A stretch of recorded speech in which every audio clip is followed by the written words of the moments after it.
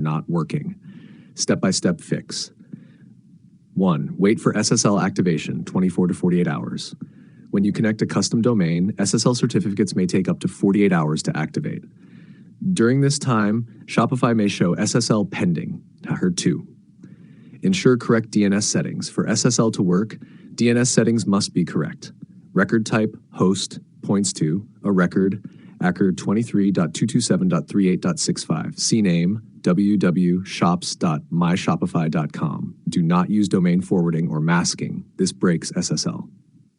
3. Remove and reconnect the domain. In Shopify admin settings domains, remove the domain, reconnect it again with proper DNS. This resets and retriggers SSL provisioning. 4. Avoid using Cloudflare Flexible SSL. If you use Cloudflare, set SSL mode to full or full strict. Disable any forced HTTPS redirects from Cloudflare. 5. Check for DNS propagation. After updating DNS, it takes time to propagate globally. Use https:/dnschecker.org to check status. 6.